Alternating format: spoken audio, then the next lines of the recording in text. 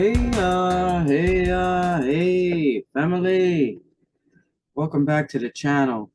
So, all right, we're back now. I wanted to show you this stellarium today because it is, let's check the date. February 11th, and it's Super Bowl Sunday. Yes, check out this Super Bowl. We've got all of the planets. Check this out. Uranus, Jupiter, the moon, Saturn, Sun, Mercury, Mars, and Venus, and they're all kind of in a line. And if you're thinking, where's Pluto? Because that's 1, 2, 3, 4, 5, 6, 7, 8. Pluto is one of those distant planets. You have to look it up. Damn, Pluto is right there. This is a Super Bowl Sunday for real. Let me just scroll in so you can see Pluto, how far you got to scroll in. If you scroll way in, then the planets get on the move. Oh shoot, this got something going on. Yeah, see, that's Pluto. Hey, in there. Pluto's in that lineup. This is a hella lineup. Or a heavenly lineup. One or the other, right? Celestial lineup. All right, so I'm gonna just scroll out and show you again how all the planets are right there in a line on this Super Bowl Sunday, and I'll show you what constellations they're in too. So check that. It says Pluto is in Capricorn. Wow. So all right, I guess all I can say today is stay in your lane. And with this 9-planet lineup, we're going to read from the Nazarean book of Genesis, chapter 9. A little bit about the Adam and Eve story today, because yesterday we talked about Hermes and his staff, the Nazarene staff that was swapped out for the Serpent Priesthood staff. So I wanted to talk about that a little bit, this Serpent Priesthood. But all right, so this is chapter 9, and it's where Adam and Eve had woke up in the garden and everything was beautiful. And then it says in verse 20, at the border of Cush were a multitude of beings with metal heads and long staffs of metal.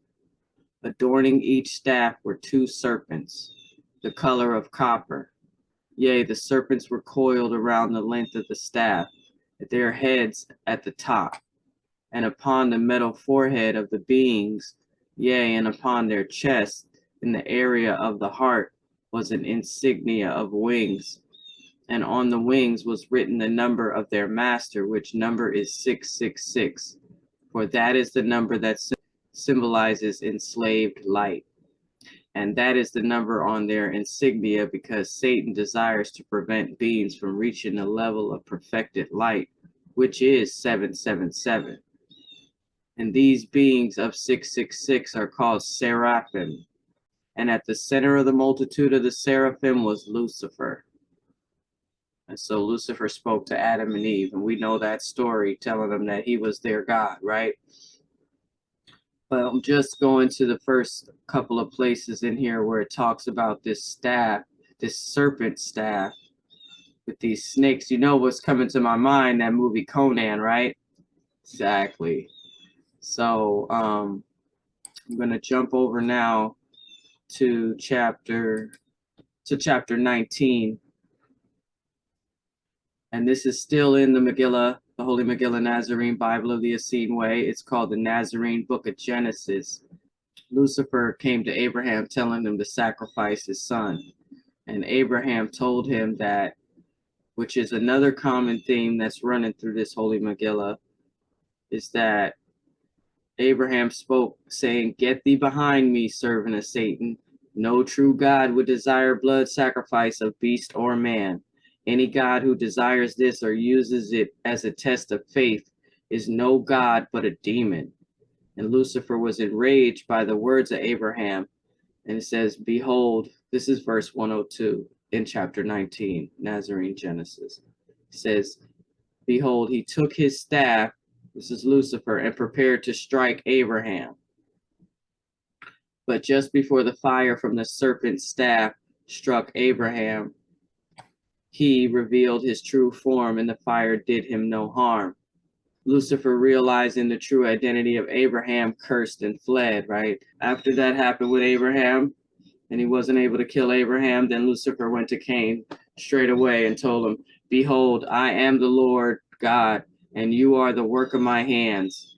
For 28 years since your birth, I have prepared you for this day. For the time has come for your consecration as the first high priest of my temple on this world. Only one thing is needful. You must sacrifice a Nazarean. Lo, you have killed many Nazareans by attack and ambush, but have not yet performed human sacrifice. Yea, you have sacrificed many animals, but a high priest must be anointed with the blood of mankind. And the Nazarenes must feel my wrath, for they refuse to worship me." Lo, he gave to Cain a special weapon of a staff of fire. Behold, Lucifer showed Cain how to make the staff spit fire. Yea, and how to control the amount of fire it spit. For this staff could spit just a little fire and sting, or it could spit a bit more fire and knock the victim unconscious, or it could even spit more fire and kill. Cain practiced upon birds and other animals, torturing them before sacrificing them to Yahweh, which was the false god. This was Lucifer telling them to sacrifice animals. And now Lucifer done told Cain to go sacrifice a human. He says, "The killing of animals has made this world denser. Yeah, now I can walk everywhere but the mountain in the center of Cush." Lucifer says, "With the sacrifice of humans, my terror will make this world so dense that the Nazarenes will be unable to walk in this world, lest give up their ethereal abode." He said, "Surely they will refuse dense bodies and leave this world. Yea, they will abandon this world to my hands. For behold, why would they stay?" And then he sent him to go search for a Nazarene to sacrifice. And that's when Cain came upon his brother Abel and Ishah, because Abel was married with children by this time in this Nazarene Bible. And Abel said, "What do you want?" And Cain replied, "Yahweh, the Lord God who made this world, desires a human sacrifice. He desires the victim to be a Nazarene." And then so Cain actually ends up using that staff. Well, let me tell you what Abel said back to Cain before he killed him. First, Isha spoke. She said, "If you do this thing, you will harm yourself. For what you do to others will be done to you, not by us, but by others like yourself. For behold, evil destroys itself." Cain shouted, "It's a shameful thing for a woman to speak to a man as though equal." And then he told her to shut up, right? And then Abel said, "The one who calls himself Yahweh and is your Lord is not truly Yahweh. He did not create this world." It's got a little footnote here that talks about the Gnostic text, particularly the one I have on my channel, the one from Apocrypha of John, because it was in that Apocrypha of John that it does say that Lucifer, basically, his name is Yaldabaoth.